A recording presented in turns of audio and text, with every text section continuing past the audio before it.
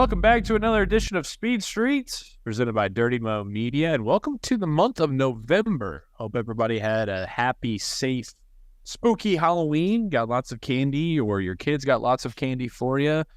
But we are in November. The NASCAR season is winding down. We have relationships coming and going and falling apart and being restitched, and new ones happening in IndyCar silly season.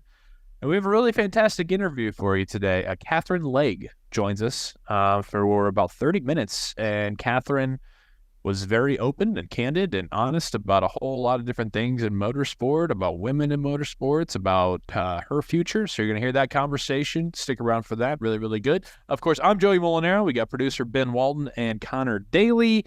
Can't go anywhere else without him. CD, I know you're out in L.A. How is the West Coast treating you? Well, apparently it's snowing back in Indy, so we're very, very cold. So everyone was starting to message me saying that they're very upset with me because obviously it's still quite warm here. So feels good. It's been a great few days out here. Really enjoying it. Halloween out here is really very high level. So, but hey, also happy episode 100. This is episode 100 of Speed Street. Wow. This is very, very highly worth celebrating. So we appreciate all the listeners, all the folks. Wow. We probably should have done like 100 different guests on the show today, but like maybe we can have Ben edit one word from every interview and then they can make some weird sentence. I don't know, something weird, but play some celebration music. We made it to 100. And it's been a great time. So congratulations to the boys here of Speed Street. And actually, oddly enough, to celebrate episode 100, we're having our first female guest. So that's big for us. There we go. Moving ahead. Yeah, man, 100. Yeah, that's wild. What all has gone down in the last 2 years from when I shot you that text. We decided to just start, finagling with it, and we were doing it on our own. And then the fine folks at Dirty Mo Media decided they wanted us to come under their umbrella and work with them, which has been fantastic. So, yeah, big shout out to everybody out there in the neighborhood. I believe we have grown into a neighborhood now. We started off as just a house on a street of speed, and now it is a full block, if not a full neighborhood, and that is all kudos to you. Of course, kudos to Connor, kudos to Ben, Dale Earnhardt Jr., Mike Davis, everybody for providing the opportunities, the resources, and everything. And, very proud of it. That's awesome. I am as well. It's great. Yeah. So how was our Halloweens, fellas? What did we go as, Ben? What did you dress up as anything? Joey, did you do a family, like a dad child costume? Oh, yeah. The wife. What do we have? Ben, you're still the youth. You're still the young in here. You probably had many parties filled with a lot of interesting drinks that you were bobbing Keystone for, lights, stuff like that. Yeah. What happened? You think I'm drinking Keystone? I appreciate that. You know what? I hate to disappoint. This was the first Halloween in a very, very long time. I did not do anything because it was a weeknight, and as lame as that sounds, people have jobs. Who would have thought? I have jobs. We got school. We got things to do. I handed out but Halloween weekend, like the 27th and the 28th, 28th and 29th. We're gonna celebrate this upcoming weekend. We're going after. We're going after, which is a little unconventional. But yeah, no, I did not dress up. I don't know if we're going to dress up this weekend, but we're going to be celebrating this upcoming weekend. I promise it will be a good time and it'll be worth the wait. I'll just leave it at that. No, you have to dress up, though, if you're going to be celebrating. Right. If you're going to be celebrating Halloween and having a party, you have to at least make some sort of effort or attempt to have an outfit on. Right. Yeah, and I mean, I don't think I don't think it'd be, out of character considering we haven't yet, but I do have a costume picked out, so at the very least. Okay. Is this a surprise? Good. See, I find it a little weird that we're celebrating after, like in November. Yeah, that throws me. That's right. Yeah, because like now it's for me at least, and my girlfriend as well. It's Christmas. Like now today, we woke up this morning. It's now Christmas time. Merry Christmas, everybody. Yeah, Merry Christmas, everybody. Thanksgiving isn't a thing. Yep, exactly. Well, no, I saw this funny meme. It was like it circled 3 days in November, and it was like Thanksgiving. The rest is Christmas before and after. Yes. That's just how it is. I can get down with that. I do. I'll start off actually real quick. I'll start off with a willpower double birds here. Okay. My willpower double birds is to these kids on the street who come up to your house and they decide that for whatever reason on Halloween they're going to go trick or treating, but they're not going to dress up. So they're just gonna like take advantage of being youngish and come up to your doorstep. And they don't. Sometimes a lot of them they don't even say anything. They just show up with their bags and they just hold them open. I'm like, if you're not gonna dress up, you at least need to give me a hearty trick or treat. Like, I don't know where this line crossed. Like I big double birds of people. Sorry, they're kids, but like, come on, dress up, say trick or treat, do your part. Absolutely. I agree. Halloween as well. First of all, Joey, what was the costume? What did we have? It was my son's. So last year was his first Halloween, but he was like 2 months old. Yeah. This was his first time going trick or treating. So this was kind of his first like real Halloween. He was a kangaroo. Okay. Super cute. My wife went as like a zookeeper, right? Okay. Like a safari zookeeper, yeah, to kind of go in theme. And then I go every year as Michael Myers. So we had a kangaroo, a zookeeper, and then I had my full Michael Myers get up on. Although I did watch out for the kids because we went early trick or treating because my son's 1, and so I went to about 5 houses, right? And it was early, and so I had the like Michael Myers overall jumpsuit on, but I didn't have the mask with me. I took the pictures in the mask, but I left the mask off because I didn't want to scare the kids. Smart move. That's fair. Yeah, that is fair. Halloween out here, wild deal. A lot of creativity, obviously, out in like LA. You got all folks of the arts. A lot of TikToks being made from outfits. Lots of those, and you really could see a bit of everything. Lots of people out, but lots of creativity, lots of interesting. I saw last night. I thought you guys would appreciate this. There's a ton of people out. They had some roads shut down for big old Halloween celebration here last night.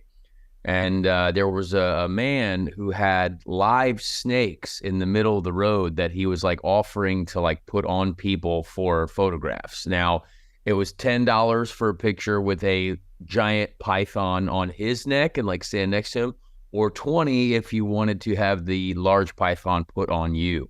And I'm not talking like a small snake. Like this is a big, like Britney Spears at the VMAs snake, like yellow and white snake. Because literally, my girlfriend Amy was Britney Spears from the VMAs, the "Slave for You" song, and like she was wearing a fake snake, and then there was the real snake that was like yellow and white, and we almost.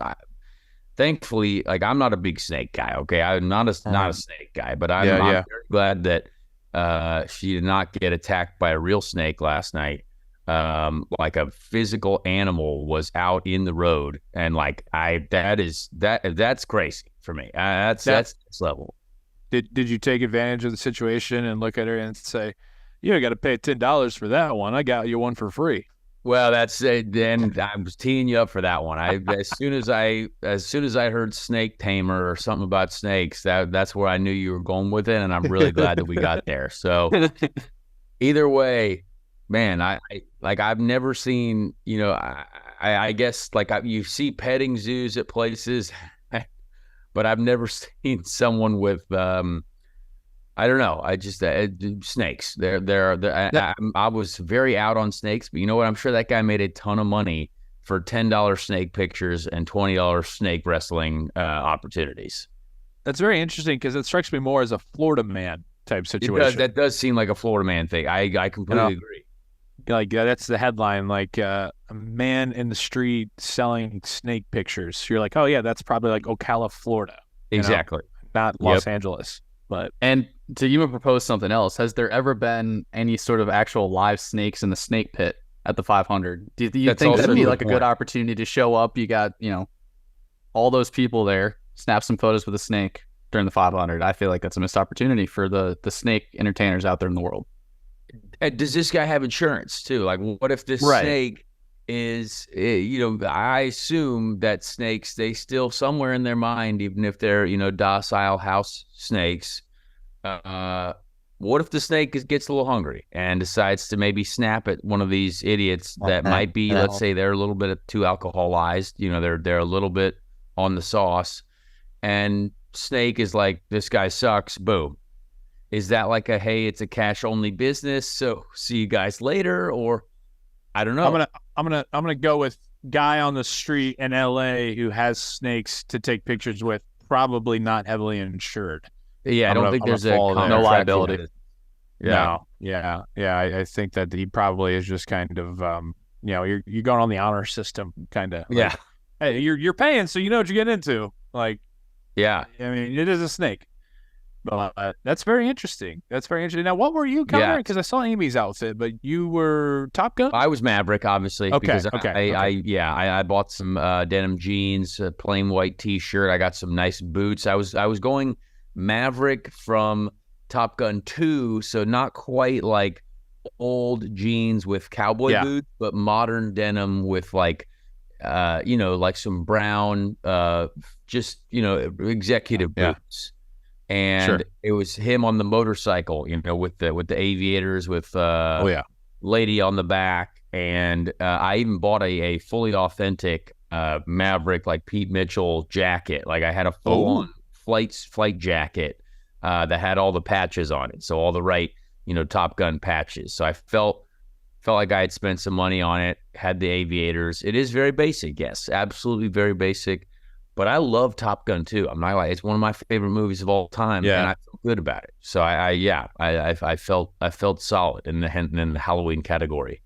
No, it looked good, because like I saw the pictures and scrolling and everything, but like I think the tell of how good your costume is like when you don't really have to say it, or when you don't really have to, like, you can scroll past it and you're just like, oh, he's probably Top Gun, and that was my guess. So I think you nailed it. It was more fun in detail. If you saw the patches, you're like, oh, hey, all right, there's some effort behind this. And it wasn't I'm going to wear a flight suit. It was like, I'm going to get some denim. I'm going to wear a belt. I'm going to wear these boots. You know what I mean? You I would put a little bit of effort into it, just a little bit. Yeah, no, absolutely. Good for you. That's awesome. Well, I know that this is like our third Halloween episode that we've had, and we're always a big fan of it. But we're also big fans of the holiday season and everything that's to come here, coming up with Thanksgiving and Christmas and whatnot. So looking forward to those shows, no doubt. Let's hop into the IndyCar, into the motorsport world, because that is, typically what people tune in to hear us talk about here. And since the last time we chatted, some news has come out, some broke in IndyCar silly season with Callum Ilott, young Callum Ilott, friend of the show. Great dude, very good driver, and his time has mutually agreed to upon come to a close with Juncos Hollinger. That news broke, and he will no longer be racing for them. So now he is out there. Kind of, we were talking before we started recording, but just kind of really ugly, kind of unfortunate, just weird situation that all came to be with Callum and Juncos. Yeah, that was that's quite an interesting relationship, and obviously Callum, friend of the show, Juncos, like Ricardo Juncos, friend of mine. I consider him family for a very long time. Right. I think I won their first championship in car racing for them, and it all feels like an eternity ago now. But they're great people. But there was obviously something going on there. The heat between him and Agustin Canapino, who, again, friend of the show, there was a lot going on there. I mean, the Argentinian fans are super, super passionate. And obviously Ricardo is Argentinian as well, right? So I think, I don't know the inner workings of that team, obviously. Like, I know a lot of the people, but I don't know how Callum was to work with either. Like, I didn't see a ton of interaction other than, public statements being issued about, how they support drivers or they don't want people to hate on them. But I think a couple times you'd see some of those statements were like, well, maybe they could have got behind their guy a little bit more. You know what I mean? And Callum's a guy that, like, I think if you pay attention to the sport very well, you understand that Juncos probably not, the top team right now. They're new, they're getting better. But, Callum put that sucker on the front row end of the year last year at Laguna Seca. This year he definitely was the lead car on that team. Several issues of bad luck, I would say, this year for him. And in general, that team might have struggled a little bit with performance, some places more than others. But we all know that that's part of racing. But Callum is a guy who for sure deserves to be in an IndyCar. And for this to happen, I would say it was surprising because I talked to Ricardo a little bit, and he's like, well, we have, I have Callum, and unless someone wants him, he's under contract to me. And I'm like, all right, well, there you go. But clearly there was there was something going on there. And again, not a lot has been said, I don't think. I haven't seen a ton of interviews about it, but this is actually, if people listened to the show last week, I mentioned that I had got text a rumor that I was like, whoa, this is kind of wild. And this was that rumor. I had got a text, and I was looking through it. I was like, no way, Callum is really letting go. And then we obviously, if we want to talk about the alleged speculation that Roman Grosjean is going there, which they have announced, they put out a little statement, a little graphic, and they said, hey, when we announce our driver, I think they're announcing it today or soon, this week or something. But check. If you put the things together, there's a few flames on the announcement picture, and there's some of the writing was in French. Nathan Brown, who he's obviously a journalist, he was connecting the dots. He's like, there was a release, or part of it was shown in French,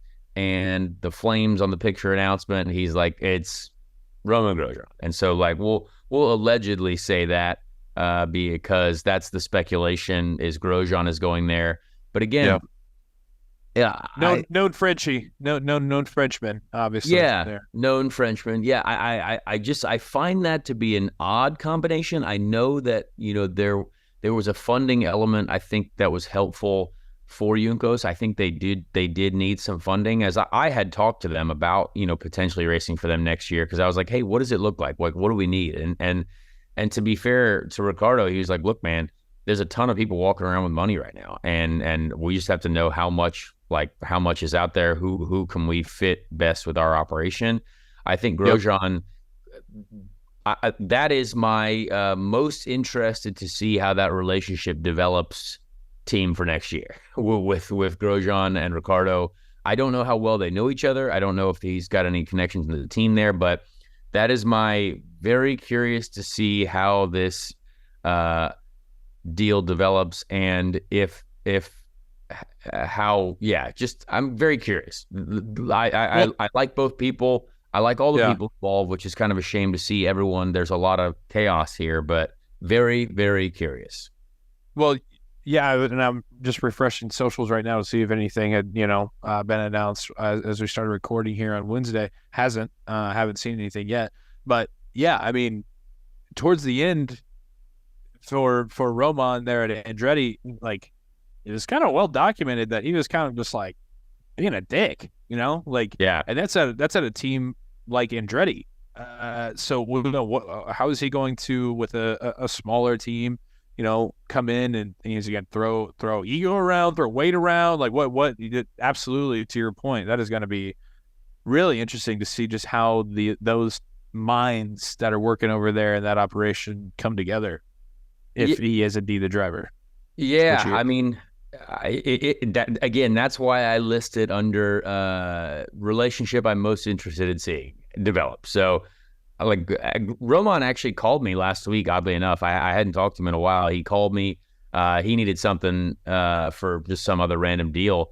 But he seemed confident in what he had going on. I still I definitely enjoy my communications with Grosjean. He's always been cool to me, always raced me well, but you can definitely tell from the outside there was some disgruntled folks in that relationship with Andretti. Obviously, there was some arbitration going on, which we learned about. We learned the definitions of those words.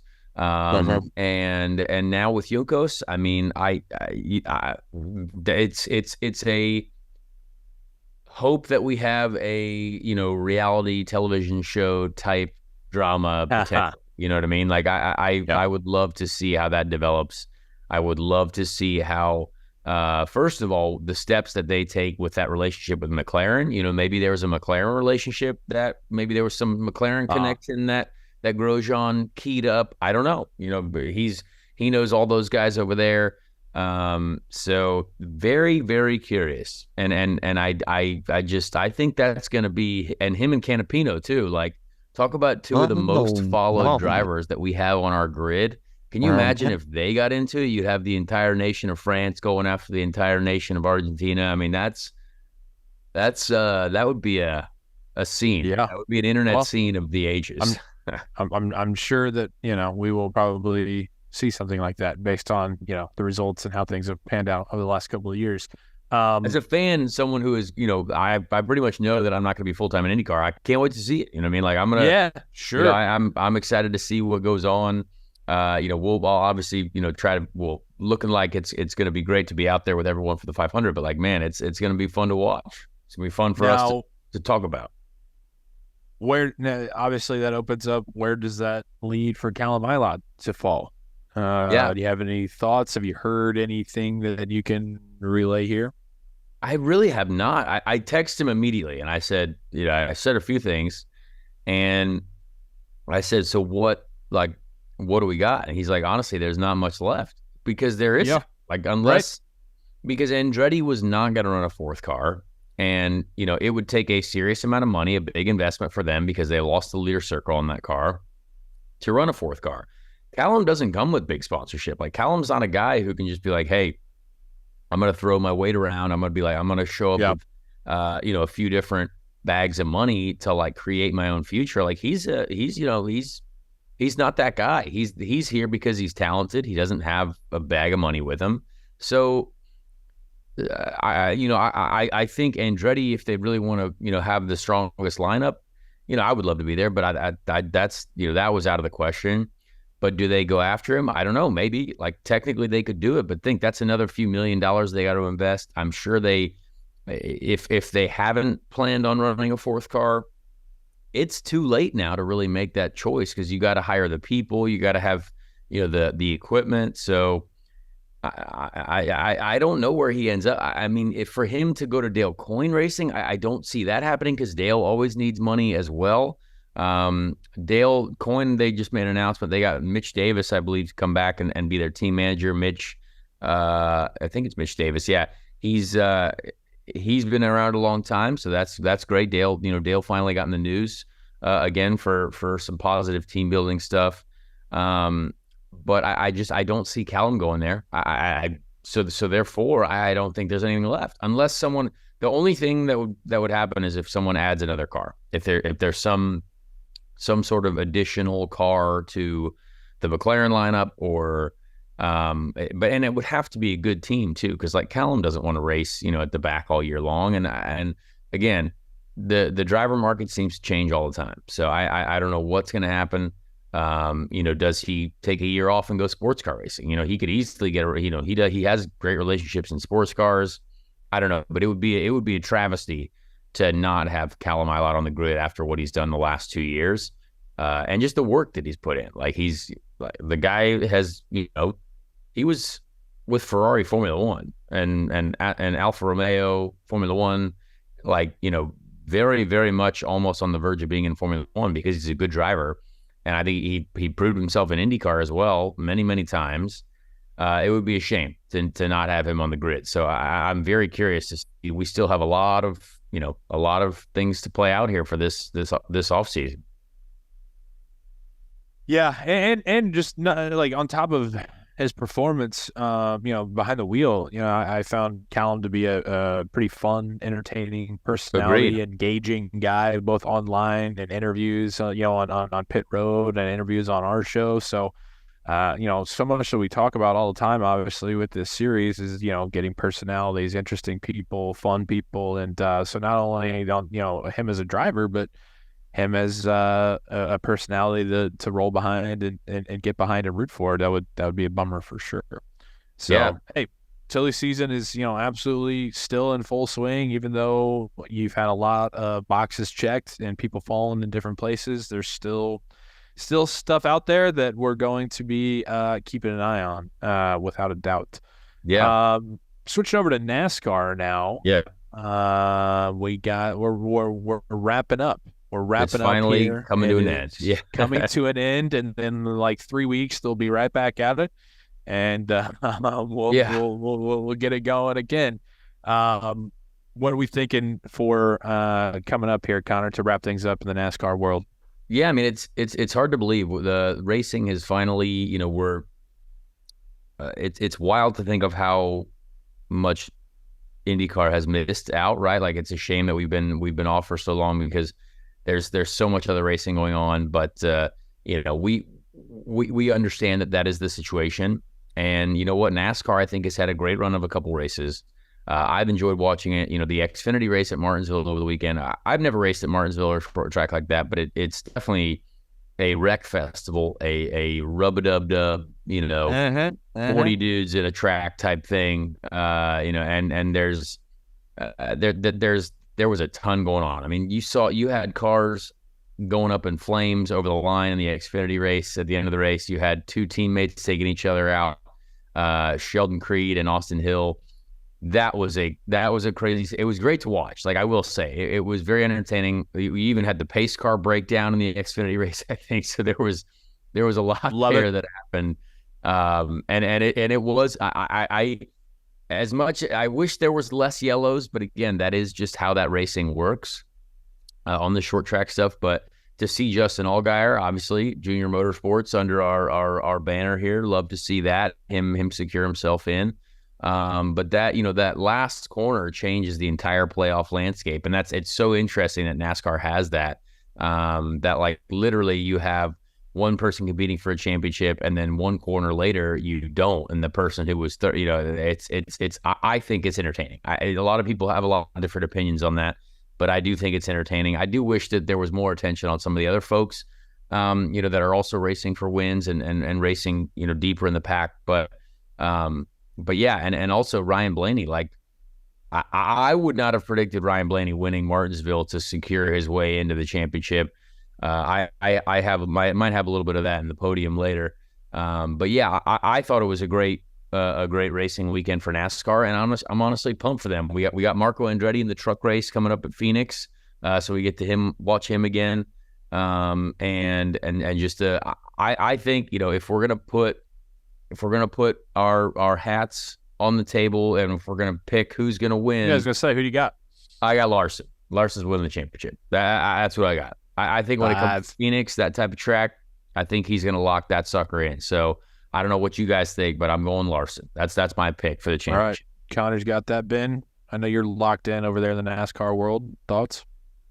Yeah, Larson's gonna be tough to beat. But honestly, I thought if Blaney could make it to the championship 4, I think he's actually going to be really good because he finished second last year and almost beat Logano for the win. Logano won the championship, but he finished second in the race. So Larson, I think, will be the favorite, but I think my second guy, I'd actually go with Blaney. All right. Yeah, I love it. There we go. Can't go wrong. Seeing Blaney win a championship would be cool. That'd be wild. Yeah. Absolutely. All right. Do you want to get into podium or Katherine? Let's do it. Let's do the podium, and then we can get into Katherine right after that. All right, sweet, cool. Weekend podium. Let's go. Fire it up, Connor. What do you got?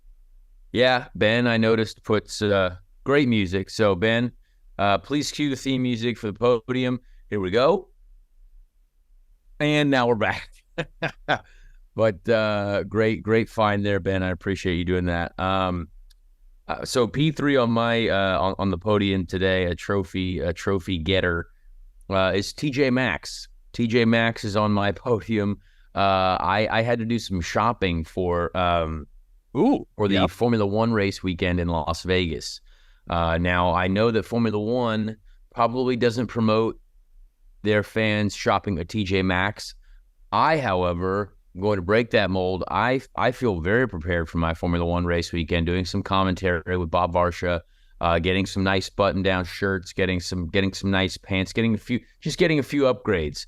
And my girlfriend Amy, very, very smart person when it comes to deals and finding the right clothes, and she was the Well, she was my leader into this world of TJ Maxx. So we had a wonderful shopping spree. I must have bought 4 or 5 shirts, all very affordable. So really appreciate TJ Maxx for what they do, and making sure that we can show up to Formula One looking like we didn't shop at TJ Maxx, but we shopped at a very high-end manufacturer. So I feel good about it. Yeah, no, it's now that you are heavy into the world of relationship with a lovely young lady, the more often you are going to be familiarizing yourself with TJ Maxx. Yeah. So welcome. Yeah. Great to have you. That is about a once a week stop for my lady, and sometimes it's not even for anything in particular. It's just to go and be in TJ Maxx. Yeah. Right, exactly. So welcome. Yeah, that's a good one. Thank you. Number 3 for me, third place, we were just talking about NASCAR. We were just talking about Ryan Blaney, who is a noted Star Wars fan. And so third place for me is going to go out to the Bubba Wallace X-Wing and Luke Skywalker collaboration. Very cool. I don't know if you guys saw this. But it's Columbia, it's Star Wars, it is Bubba Wallace rocking Luke Skywalker's X-Wing Red 5. That's his fire suit. He's got that, and then his helmet is made to be like Luke Skywalker's X-Wing helmet. Very, very famous one, which is beautiful. And then the ride itself is made to look like his X-Wing. And it is incredible. Awesome. I love, that's one of my favorite parts about racing in the motorsport world is these partnerships that come to be, in IndyCar, NASCAR, and getting to have these collaborations to where Connor, your Air Force ride looked like one of those fighters or bombers, right? That's fantastic. I mean, we have these kind of examples time and time again. Marco Andretti back in the day with the Clone Wars wrap that he had on.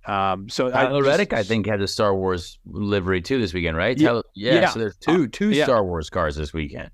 Yeah, so they have. I was just reading up on it to get more details. So they had the light side, obviously, which is Bubba and the X-Wing, and they said they're going the dark side, the Empire, with Tyler Reddick. His livery is going to be in the form of a TIE fighter, one of those that you flying around there with Darth Vader and the Empire. So obviously, well documented on the show, well documented in my life. Big Star Wars nerd. So anytime you can have those kind of partnerships, think it's awesome. P3 for me. I love that. I completely agree. Ben, go for it. Yeah, the video they did was awesome, and they actually had Luke Mark Hamill in there. Yeah, that was incredible. I mean, awesome. That just goes to show the power of NASCAR is incredible. So it is still still very high on the list of powerful series. Yes, absolutely.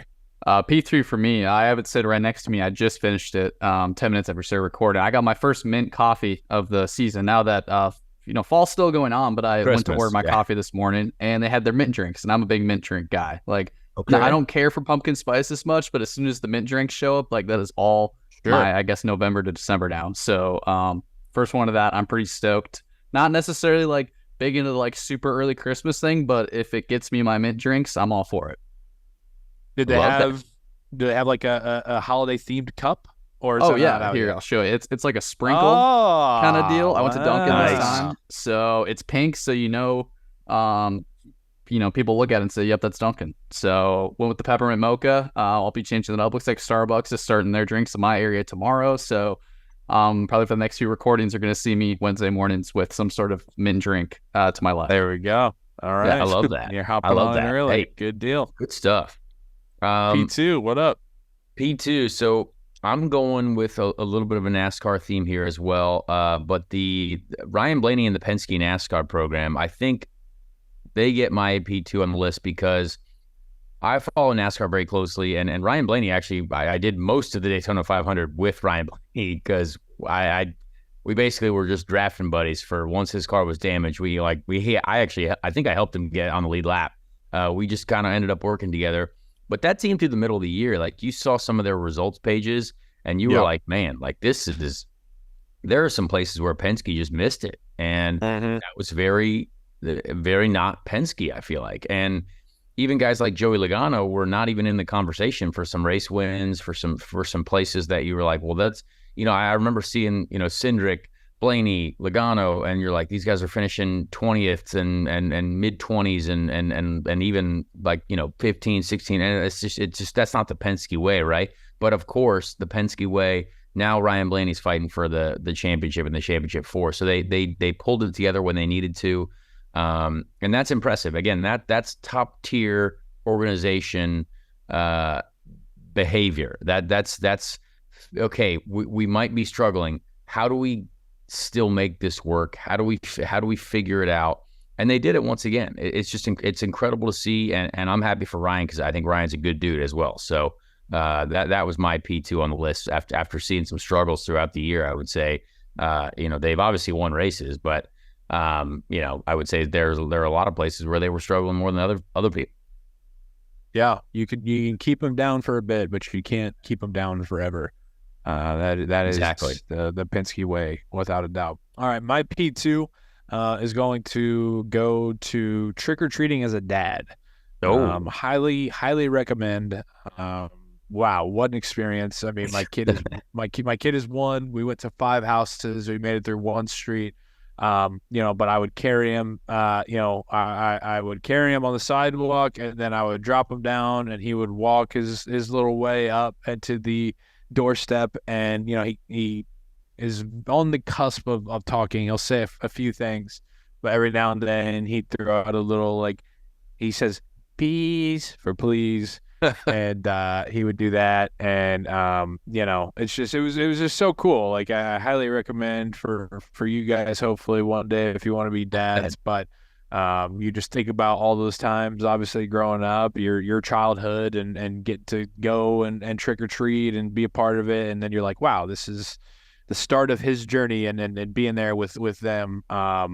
You think you're gonna, you're like, man, like, I miss being a kid, but it's just, you're so overwhelmed with just how cool and proud and fun it is to be there for them and help make memories for them. So highly recommend it. I'm going to stop talking now before I start crying. So I love it. Halloween, it's holiday season, baby. Yeah. Ben, go for it. Yeah, no, like I said before, I kind of delayed my Halloween stuff, but that's cool that, Joey, you're able to kind of live vicariously through your kids now for trick-or-treating. You get to a certain age where maybe you can still kind of do it, but not really. But that's fun. You still get to kind of be a part of that. P2 for me, I'm also going to be hitting the NASCAR deal. I was at Martinsville on Thursday for the modified race, and then at the Xfinity race. Cole Custer's reverse move to get him across the start-finish line was super epic. He was kind of riding the cut line through the whole race, and like you said, Connor, they had that last lap, wreckage basically, where 8 to 10 cars were involved. And Cole gets shot up into it, and he's probably, I don't know, 50 to 80 feet from the start-finish line, and he's all tore up. Fires back the engine somehow as the front half is torn off. He throws in reverse, floors it. The whole front end explodes, and it goes up into flames, and he slides across the start-finish line. And I think he made it by like 7 points or something like that, and he gets out. And I think it was less than that. I think it probably was. I think he was 7 going into like 2 to 3 to go, and then I think he was probably like 2 or something. Yeah, he literally, because there were so many cars askew on the front straight that he put it in reverse. The car was already destroyed. I watched the onboard video. He just floored it and just never lifted off the gas until the engine exploded like a bomb, which it did. It literally literally engulfed. Takes so much living life on the limiter, and the guy exploded the engine like a missile and cross the finish line. So I got to say, hey, all an engine needs to hold on for is another 100 feet, and it did, and then it went up like a bomb. So that was I completely agree. Totally entertaining. Yeah. Man. Well, all right. Very moving nice. on to the run top of the podium us for up me. here with P1. Yeah. Top of the podium for me in general is where we're going with Halloween creativity and the adult Halloween costumes, and where people are going and how they're making things with, I don't know if it's 3D printers or what we're manufacturing. There, I saw a man fully dressed up as a Spartan 117 from Halo, the Master Chief, but like a full suit and helmet with a needler, like all these incredible things. There were people. There was a person fully dressed as Madonna, like in some wild gown, and it looked like Madonna. And there are people that can do some pretty incredible stuff. So Halloween is the creativity level of some people. My brain doesn't go there because my brain is not good enough. It's not a creative enough brain to be like, I'm going to create a whole new human being on me. And there are some people that do some wilds, and the pictures are great. So Instagram is a hilarious place during Halloween to see what everyone comes up with. But just walking the streets last night where everyone is out just partying and celebrating and just having a great time. I was like, wow, I saw a woman wearing a giant Taylor Swift ticket. It was obviously, and it was like $669,000 for the ticket, because obviously it's insane prices for Taylor Swift tickets. And I was like, you know what? That's hilarious. Like that's a good one. So there was a lot out there that it's very enjoyable to see what people come up with. The creative human mind is a wild place. Yeah, no, I think it's safe to say we're living in the golden age of Halloween. It's really coming into its own, with everybody celebrating so much, it being a month-long event, all the costumes, like you mentioned, everybody going all out. Truly, truly impressive stuff there. Absolutely. That was it for me. All right, my P1 is actually going to go to the city of Pittsburgh. All right. It was my last show of this little 7-stopper that we were doing here in this fall. And we sold out. We sold out in Pittsburgh at the City Winery. It was a fantastic night, great show. The audience was a lot of fun, and the venue was awesome. And it was just a dream to be there in a city which I consider to be my second hometown, obviously because of my love of the Steelers. But just as I've grown up and become an adult, I get to go there fairly often now, and very familiar with it. So to have everybody show out there and sell that place out really meant a lot to me, and it was a really cool night. So P1 taking the crown this week is to Pittsburgh. I love you. Love that. Ben, finish us off here. Yeah, P1 for me, it's going to go to go-karting, because after we recorded on Wednesday, I was a part of the Best of the Best race. I don't know if you guys are familiar with that on social at all. It's kind of like... It's kind of like all the NASCAR content creators kind of get together and do this big go-kart race and battle for like the Best of the Best or whatever. We have a trophy and everything. So we did that at GoPro Motorplex, or Trackhouse Motorplex, I guess the rebrand, up in Mooresville. So the Justin Mark special. Right, the Justin Mark special. We had a practice qualifying race. I was fastest in practice. My kart almost probably was trying to maybe remove me from the kart, because the right front tire, every time I'd get like 3/4 on the straight, it would start violently shaking and probably wanted to leave the kart. So I qualified ninth, so that didn't go well, and then I ended up winning. So showed out. Thank you. W for Ben. Wow, the only winner on this podcast all year long. You got to take what you can get. So we had a lot of cool. It was really fun. Jared Allen, Action Central Rental, was there. So I can't remember where he finished. So I can technically take the crown of one of the Dirty Mo people that were in there. So that was fun to be a part of. That was my first time doing it. So heck yeah, dude! Congrats. Thank you. I feel like I've barely seen you pubbing that. I'd be pubbing the hell out of that. I got a post later today. We'll show some photos. Yeah, there we go. Yeah, it's like my fall post. Gotta tag all your sponsors. Tag everyone. Course. Make sure. Us. Right. I know. I got to shout out the Speed Street. I'll tag Speed Street on it. So that was fun to be a part of. That's awesome, man. Congratulations. Cool. All right, Weekend Podium, the last one for October as we roll into November. Now, I say we get into our conversation with Katharine Legge. Really, really fun one, really interesting one. One I think you'll enjoy, and let's get to it right now. The season's best drivers are on their way to Phoenix for this weekend's championship race, and DraftKings Sportsbook is giving you the keys to the action. New customers can turn burnt rubber into big bucks. All you got to do is bet $5 on the race to get $200 instantly in bonus bets, no matter what happens on the track. The round of 4 is set, and even though a champion will be crowned this weekend at Phoenix Raceway, anyone could win the race. Teams will put it all on the line, so be sure to tune in to Dirty Mo Doe as they handicap the field and recommend bets to watch for the 2023 season finale. Get in on the red-hot racing action with DraftKings Sportsbook. Download the app now and use code SPEEDSTREET.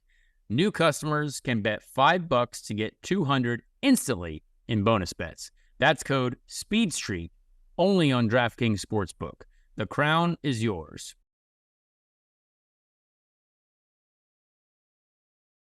Well, ladies and gentlemen of the Speed Street audience, we have a very special guest this week. It's taken us far too long to get this human being on the show. She is a very, very talented race car driver for many years, like myself. When I was a rookie at the Indy 500, I believe we started next to each other, or very, very close to each other.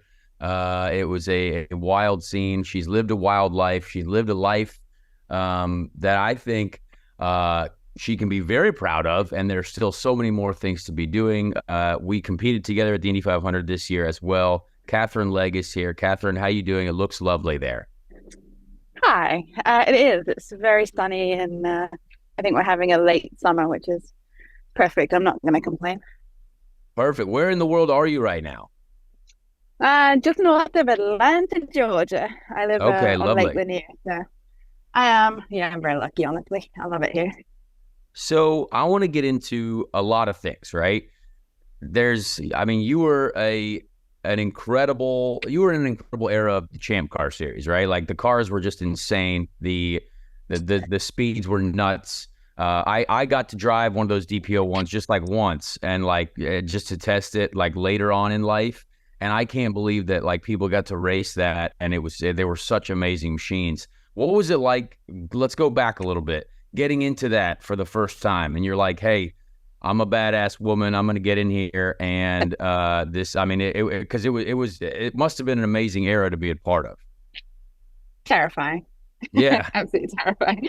No, it was. And I'm really happy that you got to drive that car, because I think the Lola was my favorite race car ever. That Champ car, it was big and burly and brutal, and it kicked you in the air. And honestly, when you first drove it, you could probably do 6 laps on your tires and you'd be absolutely spent. Like, there is no muscle in your body that was able to do anymore. And so it was a big shock to the system for me, because I'd done Atlantic the year before. And that was my first full year of racing, right? So to do that and then jump up to the big cars. And when I say it kicked your ass, I mean, like, I don't think there's any modern day race car that is quite as brutal and beats you up quite as much. Like, I was in the gym 3 times a day just to be able to finish a race, right? There were people who couldn't get out the car at the end of the race. Like, everybody now complaining about the heat and this, that, and the other. I'm like, dude, hey, it is hot, okay? It is hot in there. It is. Have you driven the Acura GTD car? No, I never did. Dude, that is like 130 degrees. But you lose a bunch of weight every weekend, which is really handy. That's nice. No, it's perfect. So yeah, those cars were absolute beasts, and I think that's definitely my favorite era. Katharine, so much is, made of, it's always a big storyline, on the month of May. And then when you have a female driver such as yourself, and I know that it has to be an honor and something that you wear as a badge of pride to have, little girls. I'm about to have a daughter, right? So to have little girls be able to look up to you and race in a race like that and do what you do professionally. But does it all, after a while, sometimes you just be like, hey, like, I appreciate this, so this is great, but like, I'm just a race car driver. Yeah, 100%. Yeah. And I think that you come into racing and you try and make it as a race car driver, and it's not about being male or female or black and white or English or American or anything like that. It's about being the best race car driver that you can be, right? And so I didn't come into racing thinking I was going to be any kind of female role model. I didn't want that. I was very selfish. I just wanted to be the best driver that I could be. However, along the way, you realize that what you do carries some weight. And so you want to do that responsibly too. So I want to be a good role model for these young girls. I want to be, I don't know how to say it, like, I want them to think that they can be anything. It doesn't even have to be in racing. I want them to think that now the world is their oyster. And I was very lucky that my parents taught me that I could do anything that I put my mind to, right? Which is why I'm stubborn and I'm doing what I'm doing. But I want them to look at me and say, okay, well, I wanted to be a fighter pilot, and if she can do this, then why the hell, like, I'm gonna follow my dream. And that's not just little girls, that's like young people in general. I think we have to have positive role models on both sides. You've done so much in racing. Like, people talk about how I had a diverse schedule this year. Well, like, you also had a diverse schedule. Like, you were also in the NASCAR Xfinity Series, in the Indy 500, racing sports cars full time. Like, that's, I mean, are we just hitting our stride here? Like, is this where, like, I mean, you must be feeling good. Like, there's some incredible opportunities, popping up, and you're taking advantage of them. How's like, I mean, what's next? I think you and I have had a similar career path in that we had to, like, drive anything that was put in front of us just to be given the opportunity, so we could prove ourselves, so we could get a better opportunity next time, or a new opportunity. And sometimes that's worked out for us. Yeah. Sometimes not so much. And I think when you are like us and you're scrappy, right, because you haven't had big sponsors and big rich families behind us to put us with the best team for 3 years in a row so we can go out and win a championship. We've done bits and pieces here and there. I think it makes you want it more. It makes you more hungry for it, which makes you then want to take the opportunities. Like, I don't know. I don't know. Somebody called Scott Dixon and said, hey, we really want to drive the Delta Wing. Whether he would have gone, yeah, no, thank you very much, or whether he would have done it. Like, who knows? Good point. But you're always hoping that it leads to the next thing, or you can do something right that will then give you the opportunity. Because I don't think either of us have been with one of the championship winning teams for a season, even a season, to be able to actually show anybody what we're capable of. And I don't know how much of that has impacted what we're capable of. Like you say, we're probably really diverse. We can drive anything, right? I've driven electric cars, I've driven NASCAR, I've driven A1GP for my country, DTM, you name it, I've driven it. Has that made me a better driver? Probably, in a way, but has that also maybe given me a chip on my shoulder? And maybe, I don't know. Like, if it shapes who you are as a driver. And I look back and I'm proud of what I've done and the difficult positions that we've been put in, that we've come back from and said, no, you're not going to beat me. Screw that. I'm going to go and be the best that I can be, regardless of anything else. So I think we should be very proud of ourselves.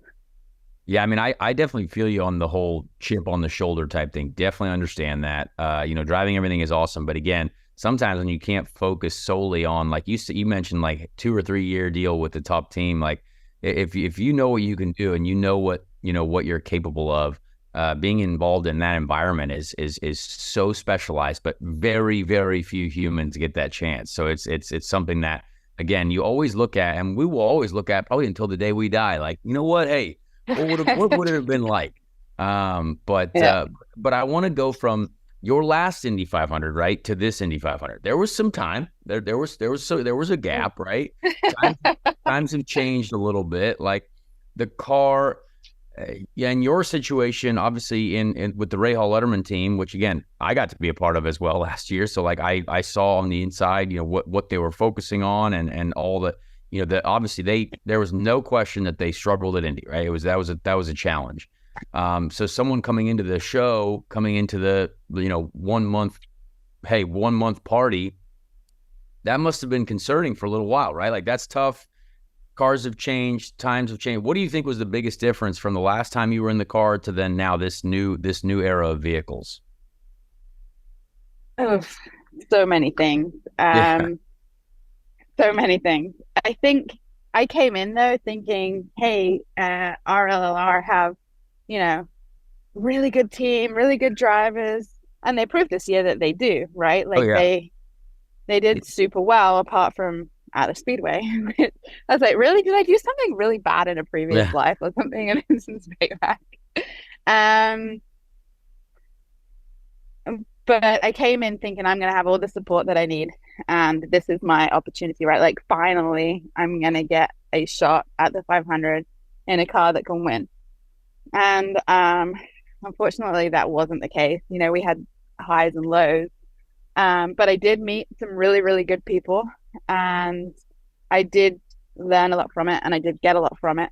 But the car, I mean, I don't think you can even, it's the same car. You say it's the same car, but it's really not the same car. It doesn't feel the same.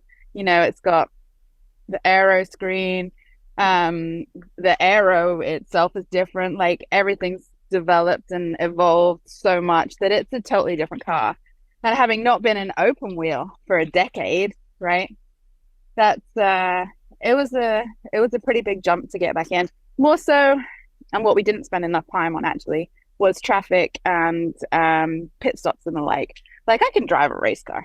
I know how to drive a race car. I proved that in qualifying, right? Fair, like, yeah. But then when you put all the other elements in that I hadn't practiced, it was a little bit like, oh, I wish I'd done this. I wish I'd done that differently. And I, especially after the crash with Steph, I really felt the wrath of everybody. And so I didn't want to put a foot wrong. And you know as well as anybody else, as soon as you start thinking a little bit like that, like, okay, don't do this, don't do that, you've got to do this right, you can't mess up a pit stop. Having not practiced, really, we did them in the shop, but we didn't do them in anger. Then, you know, you're a self-fulfilling prophecy, and you do mess it up. So it was a challenge. Now, going from your return in 2023 that we saw, Katharine, do we have perhaps maybe you don't want to drop it on us here, but are things in the works? Would you like to return in 2024 and beyond? You know, yes. I think the Indy 500 is like it gets in your blood. It's like an addiction, right? Like very much so. You just want to keep doing it. You want to give yourself the best shot at winning as possible, and I don't think that ever leaves you. I mean, I think if you love racing and you're doing it for the right reasons, I think that deep-seated will to want to do it and want to do well there. I mean, I think any driver that's on the grid at the Indy 500 would lie if they said that they hadn't spent multiple nights dreaming of what it would be like to win it there, right? So that's every night of my life. Yeah. That's literally every that's right, exactly. Every time I go to sleep. Yeah. Pretty much, right? You're like, if I manifest it harder than everybody else. Yeah. So of course I want to. I've been speaking to a couple of teams. I've been speaking to Honda again, and we'll see. But there's so many full-time cars, and there's so few engines available, and there's, you really have to fight for it, and you have to have something that's worthy of them getting behind. So all I can say is trying my best. I really am. I've been trying to get everybody rallied around me to be able to do it again, because I do not want that to be the last time and when I go out like that. Yeah. I never see myself. Yeah, well, I we hope to see you back there for sure. Yeah, and we're in such an interesting area. You mentioned, like, I think right now we legit, like, there could almost be, like, if you put together, like, all the pieces on, like, who should definitely have a shot at it, you could come up with 40 drivers right out the gate who have been in it recently. But, like, the fact that there are just not enough engines, that's a tough deal, right? Like, you're now, yes, you're fighting to be a part of that 33. And for a couple years, yes, there were times where, like, hey, are we going to get to 33? Now it's like, yeah, we're going to get to 33, but who's going to get to be in those 33? You know what I mean? So it's like, it's a very weird situation. Like, I wish, because what the Indy 500 used to be, right, is like, we have other people who definitely deserve, Steph, other people who are there on the sideline who absolutely deserve another shot at it, right? But there's just like, hey, we actually can't run any more engines. So you have to fight for all those opportunities that are there. Yeah, and gone are the days where there would be 45 cars trying to make it in the 33, right? Like, I think that would be fun again. I hope we get back to that. Obviously, the one-off. I do too, but then the one-offs are at such a disadvantage because, everybody's polished their body fit and done everything so well when they've been in it all year, and it really does It really does count, I think. But even if you gave like people like, Jacob Abel's team, right? Like the Abel, like, heck, those guys, they made it in too. I mean, if you gave the ability, even if they wanted to run a spare car, an extra car, I'm like, hey, just let us know that we've got an engine to compete. I think that would be awesome. So hopefully we get to that point. I want to know. I think it would make a bunch more IndyCar fans too, right? I agree. Like, can you imagine the drama of it with 10 people not making the race or something? Yeah. Well, yes, it would be hard to do. Like, yeah, it might not have as much of a chance, but like that emotion when you do make it is probably just like the most insane thing ever. So I agree. Yeah. The state of sports car racing right now, have you been enjoying that? Obviously, you have a great relationship with Honda and Acura. Like that's been a great program. And they've always been really supportive of the drivers that get behind, which is really cool. Enjoying yourself there? Like, has it been something that, hey, and obviously you're working with Sheena, great couple female drivers absolutely out there pounding the pavement, doing the work. How's that been? Great.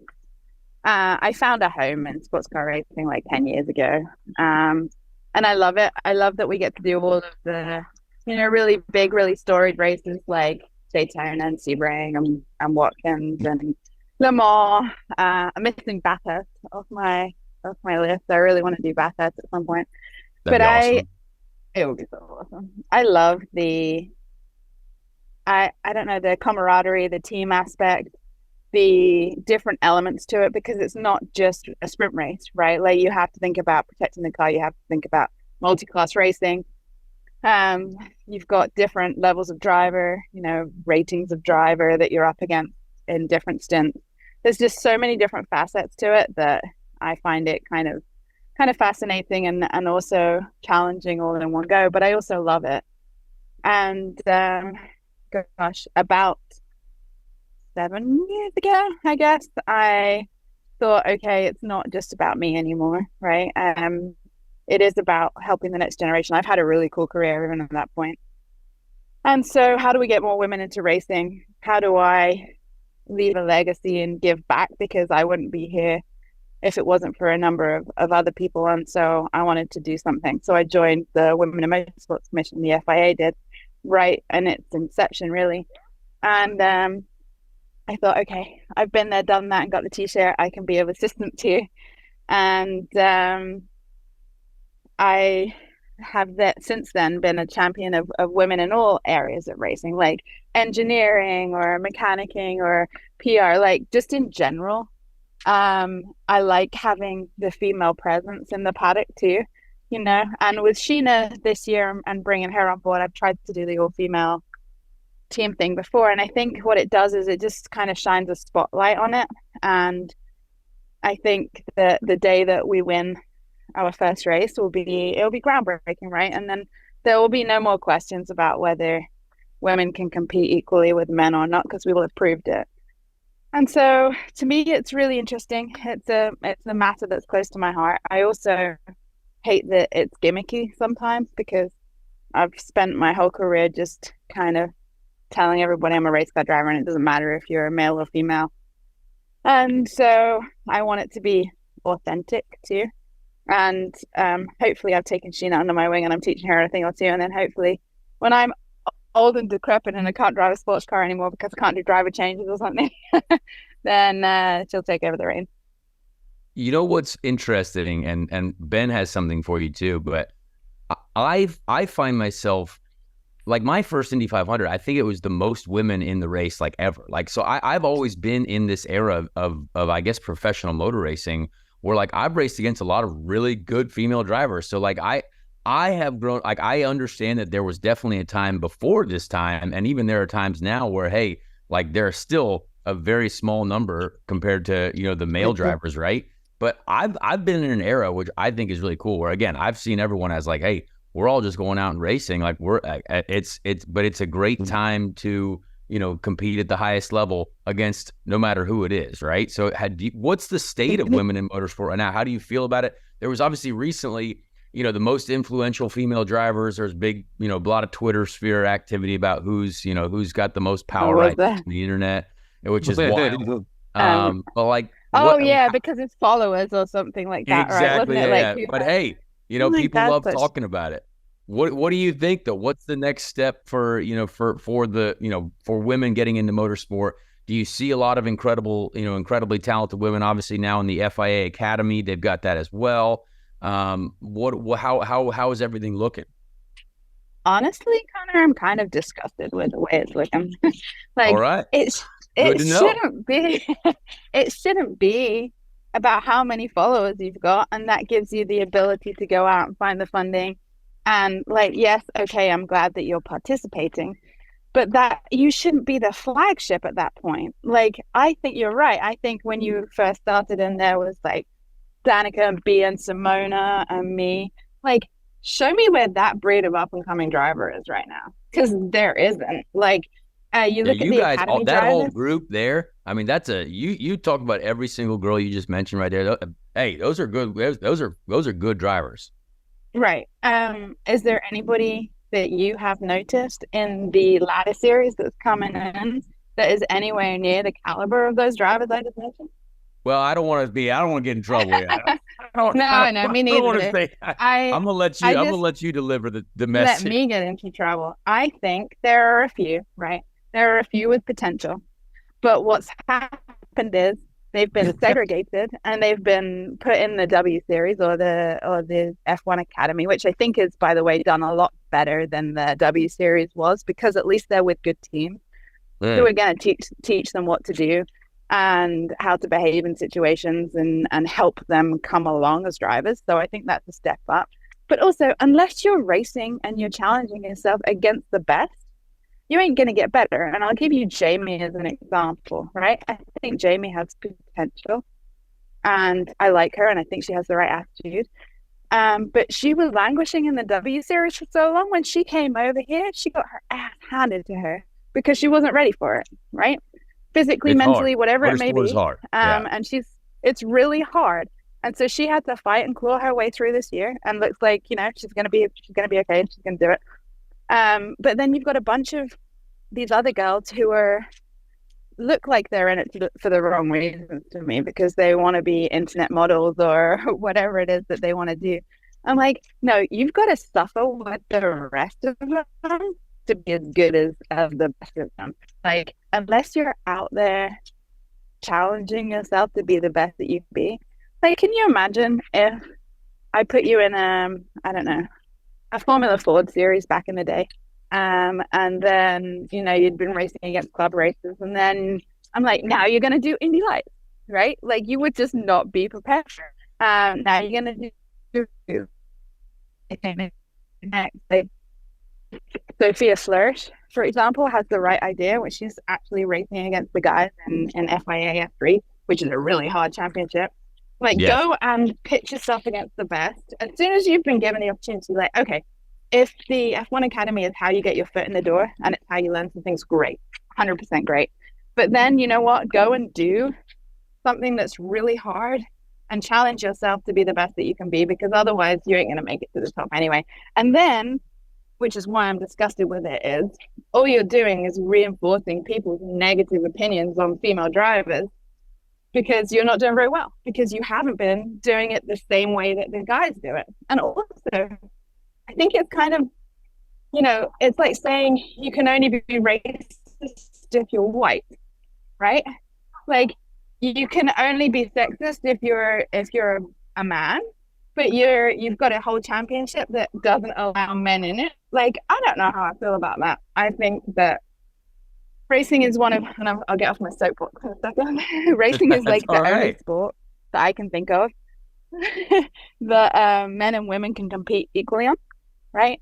And so why don't they just let that be? Why don't you take that money and that support and support the ones that have the talent, or show that they have the talent early on, and try and make them into F1 drivers or NASCAR drivers or whatever it may be. So that's my thoughts on the subject. I'm obviously, it sounds like I'm not pro-woman by saying that, but I am aggressively pro-woman, and I think that there are so many with the talent that they could make it, and I want to help them make it. But I think that a lot of people go about it the wrong way, and there's a lot of misconceptions, and so I think it will sort itself out, but we have to go through this weird in-between era. And I'll let Joey get into this as well, but you make a great point. There's getting there, but there's having a woman to cheer for too, right? Like having a woman that's like going out there, and yes, like if you see someone who is truly talented and is like really good and is at the front and is successful, that makes it even more exciting, I'm sure, to see for other women. You know what I mean? Like, hey, Yep. she's doing it. You know, it's like she didn't just make it there; she's doing it. Like that. That's where I think Right. that's what I think you're talking about for sure. Yeah, absolutely. And we all want to get behind the other women because we all want to see them succeed. Like, yeah, I think that'd be great. Vincent James has had a massive impact on my racing career. Michelle Mouton, who's literally the only woman on the planet that has won on a global stage, right? Like, name me a more badass woman than Michelle Mouton. She was winning world rally championships when I was a kid, you know? So I would love to see that happen again. Like, I really do hope that these girls do well. But my worry is that if they don't, then it's going to be like judged on their backs and we're all going to get written off because of it. And it doesn't really affect me because I'm getting to the end of my career rather than starting out, but it will affect a bunch of others. No, I appreciate the honesty. That was really, really great. I do have to ask you though, I don't know if you saw this or not. It was like last week, Katherine, that this really kind of went viral, went crazy online. And us three guys here, me, Ben, and Connor, we don't normally get a female guest on the show. So I figured with the timing, I had to ask you about it. It's this no date list. Did you see this? Oh No, I haven't seen that. Okay, What is this? So someone went online and they made a list of places. A young woman went online and made a list of places women absolutely refuse to go on a first date to. And thank you, Oh lady. yeah, no, I did see that. Yeah. I did see that. Okay. Yeah. Okay, Yeah. so like now, it was like Cheesecake Factory was on there or something. yeah, Like, Olive what? Garden was Okay. on there. Olive Garden was on there. So what I want to Yeah. do here is my last question is I just want to give the top 5 on this list to you, and Okay. and I want to know if this is fair or not, and if you would go to any of these. So number 5, Olive Garden. Number 4, Chipotle. Number 3, Chili's. 2, Applebee's, and 1, Cheesecake Factory.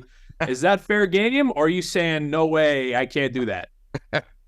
I would go to Chipotle or Cheesecake Factory, but I wouldn't go to the others just because I don't like them as much as Chipotle and Cheesecake Factory. But I mean, come on. Like, there's not anything left on that list. I mean, where are you going to take the money? It was a wild scene. The internet is. But they even have they even have like the movies. Like, you're not going to go to the movies on a first date. I mean, coffee dates is on the list. Like, what are we talking about? I mean, I think coffee and movies is a great first date, especially like if you're sussing them out in the movies, you don't have to talk to them. You can kind of like look at them sideways. Get the vibes. You feel the vibes. You feel the vibes. Yeah. That's what it's all about. How much of my popcorn are you going to steal? Exactly. Sure. Hey, that's good to know. Yeah. That's good to know. So I'll give you one more question here as well. We appreciate you taking the time to do this, honestly, especially while you're out in nature. It's very kind of you. So when you look at IndyCar, when you look at the state of the series, and obviously it's growing, where do you think? I love asking people this because, again, I'm a big IndyCar fan. I love IndyCar racing. This is my heart and soul, my whole life, and I think sometimes I get grief for it because, like, I just want to see it be the best that it can be because I love this sport. Where do you think is the biggest area that we, like, as a series? Because, again, I'm probably not going to be full-time in IndyCar again, but doing the Indy, probably do the Indy 500, right? But that still is part of it. You want to see it grow. Where do you think the series needs to focus on, hey, this is our next area of development. This is how we grow to the next level. Because, again, we took a big step forward. IndyCar got a lot more viewers this year, I think. It was great. We obviously see tons of cars on the grid. It's insane. But where do you think there is a missing element or something that, hey, we need to work on as a series to get better? I think that a couple of things with how society has gone in the last 10, 20 years. Like, everybody loves reality TV. And I think that Formula One in America is big now purely because of Drive to Survive.